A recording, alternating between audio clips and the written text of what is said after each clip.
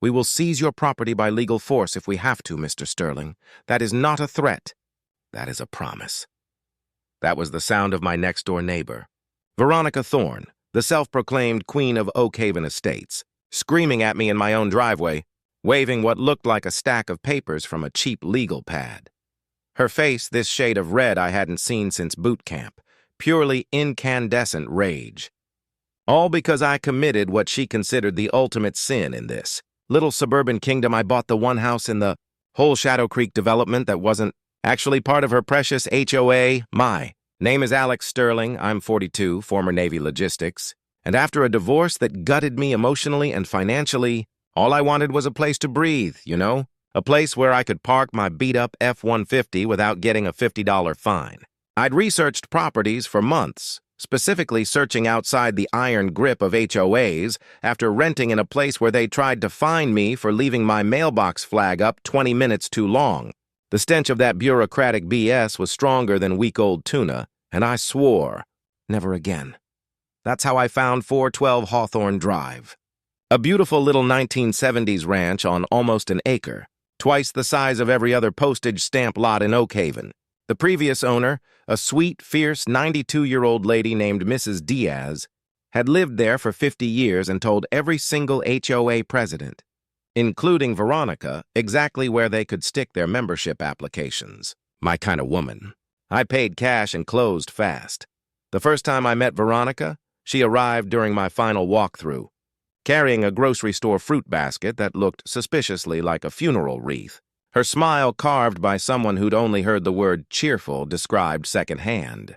She was about 55, a retired real estate agent who peaked as the high school student council president and just never, ever let go.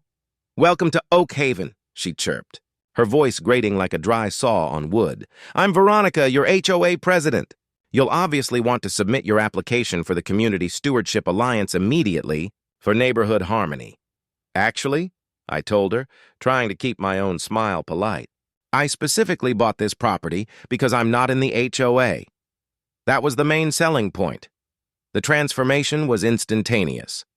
Her plastic mask shattered faster than cheap glass in a Texas hailstorm, and suddenly I was looking at the real Veronica, the one who reports teenagers for running lemonade stands on non-conforming pavement. Her voice dropped to this predatory whisper. "We'll see how long that lasts, Mr. Sterling. We always find a way to integrate." 8 hours later, the crisp sound of expensive linen paper hitting my mailbox announced the opening salvo of war. The letter demanded I install an approved mailbox, remove my unauthorized yard tools, and repaint my perfectly fine deep blue house to a community-compliant taupe, the color of surrender. It claimed my property created visual blight affecting her home values. This from a woman whose yard looked like she chemically bombed every natural thing into submission, leaving a pristine but utterly lifeless green carpet. Here's the context that matters. Oak Haven Estates had 62 homes. 61 of them paid Veronica $250 a month for the privilege of asking permission to change their porch lights. My house, the only free territory, sat directly across the street from hers, giving her the perfect surveillance position. I'd catch her peeking through her blinds at 6 a.m. like she was monitoring a Soviet checkpoint. Within a week, city code enforcement showed up at my door, treating me like I was running an illicit distillery instead of just setting up a home consulting office. The inspector, a tired-looking guy named Leo, sighed, walking around my better-than-average yard. "Sir, multiple anonymous complaints, all from the same email address, filed within an hour of each other." Nothing here is a violation, frankly. He didn't have to say her name. His meaningful glance across the street said it all. I quickly realized this wasn't about taupe or mailboxes. This was about control and, more importantly, money. And Veronica was about to show me just how desperate she was. 8 years in military logistics teaches you one thing: documentation beats confrontation. I started researching property law like my financial freedom depended on it. I dug up the county records. My house was built in 1970. The HOA was formed in 1995. Zero legal authority. Veronica had as much power over me as a squirrel with a tiny clipboard, while she organized an emergency neighborhood crisis meeting about my non-conforming existence. I installed a pro-grade security system, 4 HD cameras covering every inch of my property. I also got proactive. I hired a landscape architect to turn my yard into a native plant sanctuary, drought-resistant, beautiful, and completely contrary to her chemical wasteland. The therapeutic crunch of fresh mulch under my boots felt like victory with every step. The mini-twist came when I discovered her real strategy. A former neighbor, Maria Sanchez, reached out to me through a veteran's spouse network. "Alex," she said, "she used the exact same playbook on us when my husband was deployed. She targets military families, elderly folks, and single parents, anyone she thinks is vulnerable." Maria had incredible documentation. Months of harassment, false complaints, and threats, all building toward a forced, cheap sale. Deep diving into public records with this new information revealed the financial bombshell. Veronica's real estate trust owed nearly $400,000 in back property taxes and was facing imminent foreclosure. Her beautification projects were desperate attempts to inflate neighborhood values for a last-ditch refinancing effort. And the HOA Reserve Fund? It had shrunk from $250,000 to under $20,000. She wasn't just harassing neighbors. She was embezzling from them to prop up her failing private ventures. This wasn't just suburban tyranny. It was organized crime in a pastel blazer. My house wasn't an annoyance. It was the keystone. Without my non-HOA property, a massive, undisclosed commercial development deal she'd struck with a major developer, Titan Properties, would collapse. She needed to force me out, steal my property cheap through a legal loophole, and hand it over to Titan before her financial empire crumbled. The war escalated into outright criminality.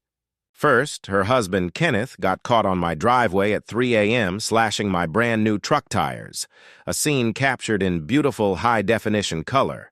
He claimed he was checking for water leaks. The police didn't buy it, and he got a plea deal for criminal mischief. Then came the ultimate act of desperation. I found a small baggie, clearly planted, near my back door. Drug paraphernalia. She was trying to frame me. I didn't touch it.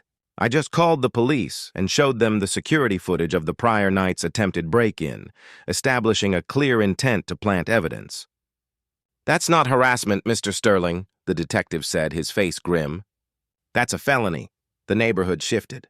Anonymous notes of support started appearing in my mailbox. Mrs. Rodriguez, my elderly next-door neighbor, started bringing me homemade cookies, glancing toward Veronica's house like she was performing a small, delicious act of rebellion. People were awake. This is where I realized the power dynamic had completely flipped. She thought she was the hunter. I was sitting on enough evidence: wire fraud, mail fraud, embezzlement, attempted grand theft, and now evidence tampering to bring the whole operation down under federal RICO charges. I contacted an attorney specializing in complex property litigation and, more importantly, RICO cases, a brilliant woman named Aisha Khan. Aisha's eyes lit up when she saw the documented timeline, the financial records, and Maria's testimony. "Mr. Sterling," she said, tapping the desk, "Veronica didn't just break the law. She built a criminal enterprise using the HOA as her shield. Our strategy was brutal in its simplicity: a simultaneous, multi-front assault. Criminal charges through the district attorney, federal RICO charges through the FBI, civil suit for damages, and a professional license complaint with the State Real Estate Commission. We were building a case designed to make her life implode from every angle."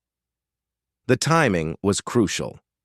The City Council had scheduled a public hearing on the Titan Properties development proposal, maximum visibility.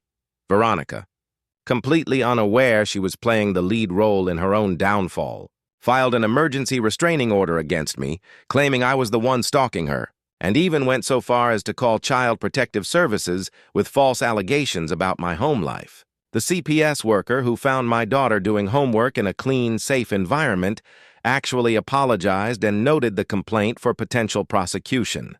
She was going nuclear, and with every desperate act, she handed us more evidence for the federal case. The final, theatrical showdown happened at that city council meeting.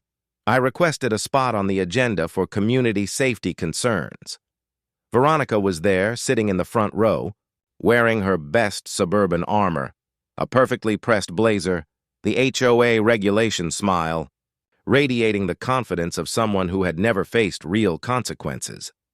When Council President Chen called my name, I walked up to the podium carrying 3 massive banker's boxes, labeled Exhibit A, B, and C. The room went silent. "Good evening," I began, my voice steady. "I'm here to address the systematic criminal harassment, embezzlement, and federal racketeering occurring right here in Oak Haven Estates." Veronica's face went from confident to corpse white as a large screen behind me displayed a timeline, 8 months of documented incidents, each one time-stamped and cross-referenced. "This is security footage from last month," I announced, as the screen showed the crystal-clear video of Kenneth slashing my tires, followed by a zoomed-in shot of Veronica herself planting the drug paraphernalia near my door. The room erupted. Veronica shot to her feet, screaming, "This is all lies! Manipulation! Arrest him right now!" The council president hammered his gavel, demanding order. Then the financial records flashed up. $250,000 in missing HOA funds traced directly to Veronica's private accounts and her bankrupt real estate trust. Email correspondence with Titan Properties revealed the entire conspiracy to force property sales, but I saved the real gut punch for last. "Before I conclude," I said, allowing the applause and gasps to subside, "I'd like you to hear one recorded conversation from last Tuesday." Veronica's voice, cold and clear, filled the chamber. "That little girl won't be safe anywhere if her father doesn't cooperate. Little brats learn discipline one way or another." The collective gasp this time sounded like air being sucked out of the room. A council member actually looked ill. At that moment, the doors in the back of the room opened. Police Chief Ramirez and an FBI agent, Special Agent Thompson, strode forward. "Ladies and gentlemen," the chief announced, his voice flattening the room, "this is the culmination of a 6-month joint investigation.